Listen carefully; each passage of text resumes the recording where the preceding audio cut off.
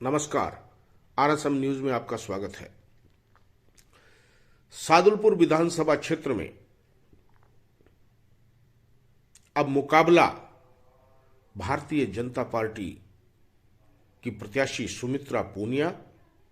और बसपा के प्रत्याशी मनोज न्यांगली तथा कांग्रेस प्रत्याशी कृष्णा पूनिया के बीच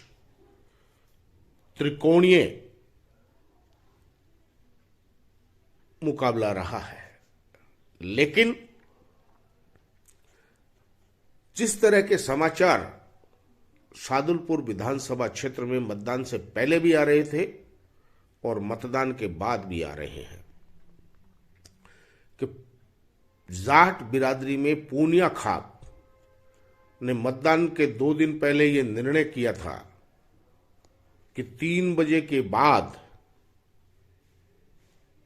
पूनिया बिरादरी के प्रमुख लोग मतदान करेंगे और ये देखकर मतदान करेंगे कि सुमित्रा पूनिया और कृष्णा पूनिया दोनों में से भारी कौन। जो भारी होगा उसकी और जो वोट रिजर्व रखे गए हैं वो डाल दिए जाएंगे। किसी भी सूरत में बसपा के मनोज न्यांगली विजय की स्थिति में नहीं आए। ये जाट बिरादरी का अपना एक अंदरूनी निर्णय था। वास्तव में तो 3 बजे के बाद तक पूनिया खाप ने क्या आकलन किया ये तो वही जानते हैं। लेकिन जिस तरह के समाचार आ रहे हैं उनमें यह बताया जा रहा है कि चूंकि भाजपा की सुमित्रा पूनिया के साथ इस बार कस्बा बिरादरी आंख बंद करके साथ थी, तो भारतीय जनता पार्टी के ब्राह्मण, बणिये, मूल ओबीसी, अनुसूचित जाति जनजाति जो भाजपा के समर्थकों में मानी जाती है उनको उसमें और जोड़ दिया जाए तो निश्चित रूप से सुमित्रा पूनिया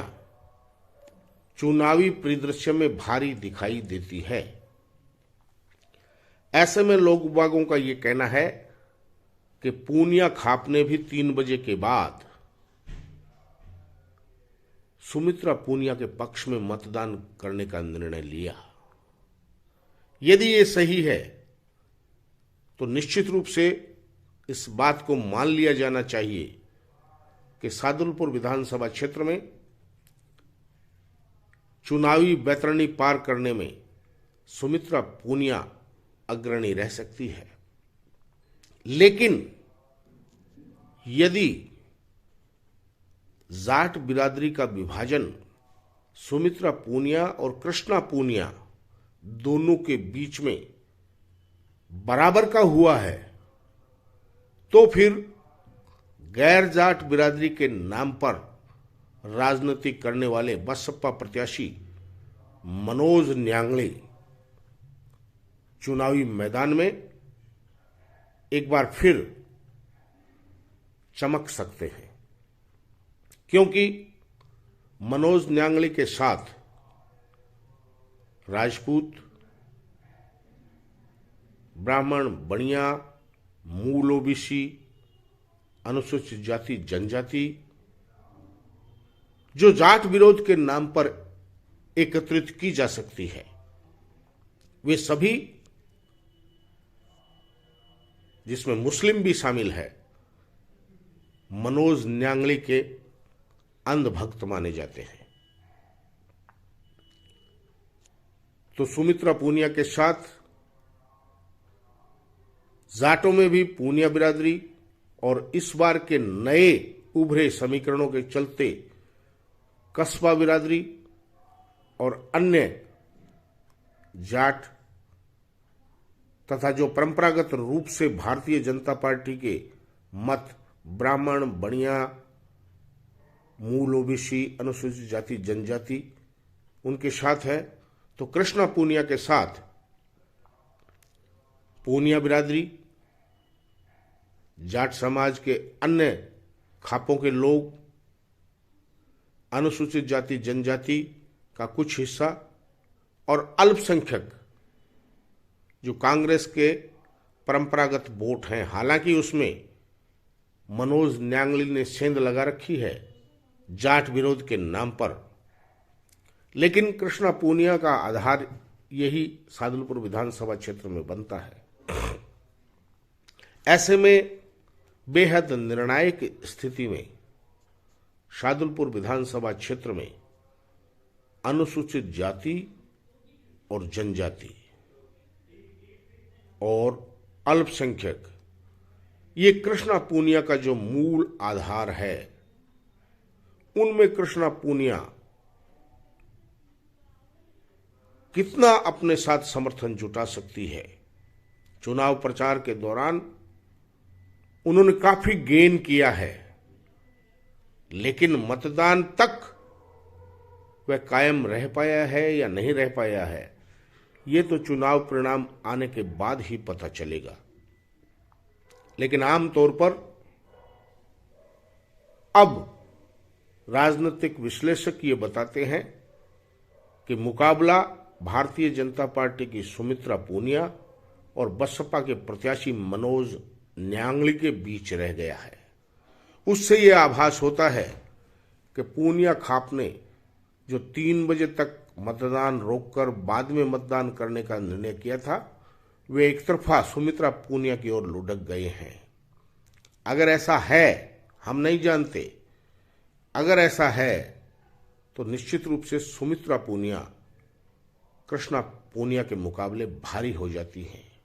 और मुकाबले में सुमित्रा पूनिया ही रह जाती है। राजनीतिक गणित के हिसाब से देखें तो पहले दिन से ही सुमित्रा पूनिया के चुनाव में अग्रणी रहने में शक नहीं था, लेकिन कुछ लोगों को यह शंका थी कि 70 वर्षों के विवाद को जो पूनिया और कस्बा खाप के बीच चल रहा था, उसको निपटाकर कृष्णा पूनिया के ससुर पूर्व विधायक नंदलाल पूनिया ने अपने स्वार्थ के लिए पूनिया बिरादरी के साथ धोखा किया है। उस पर अगर विश्वास करें तो फिर पूनिया बिरादरी का पूरा पक्ष कृष्णा पूनिया की ओर लुढ़क जाता है, क्योंकि 3 बार विधायक रहे पूर्व संसदीय सचिव इंद्र सिंह पूनिया और उनका पूरा धड़ा कृष्णा पूनिया के साथ जी जान से इस फैसले के बाद लग गया था। ऐसे में सादुलपुर विधानसभा क्षेत्र में चुनावी ऊंट किस करवट बैठेगा, ये तो 3 तारीख को ही पता चलेगा कि शादुलपुर के मतदाताओं ने अंतिम अपना फैसला क्या किया है। लेकिन राजनीतिक चर्चा परिचर्चाओं पर अगर विश्वास करें तो मुकाबला सुमित्रा पूनिया भारतीय जनता पार्टी की प्रत्याशी तथा बसपा प्रत्याशी मनोज न्यांगली के बीच माना जा रहा है, जिससे यह आभास होता है कि पूनिया खाप ने अंतिम समय में सुमित्रा पूनिया को एक तरफा अपना लिया है। ये सत्य है या नहीं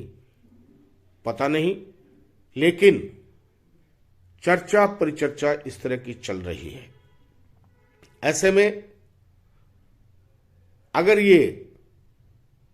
सत्य है तो फिर सुमित्रा पूनिया की जीत में ज्यादा संदेह नजर नहीं आता, और अगर पूनिया खाप में बंटवारा हुआ है तो फिर दोनों ही पूनिया प्रत्याशियों पर मनोज न्यांगली का विजय होने का खतरा मंडराता हुआ देखा जा रहा है। अब ये तो मतदाता ही जानता है, और विशेषकर पूनिया खाप के नेतृत्व करने वाले लोगों ने 3 बजे क्या फैसला किया है, हृदय से तो वो ही बता सकते हैं। लेकिन जनचर्चा के हिसाब से सुमित्रा पूनिया सादुलपुर विधानसभा क्षेत्र में भारी पड़ रही है, ऐसा आभास मिला है।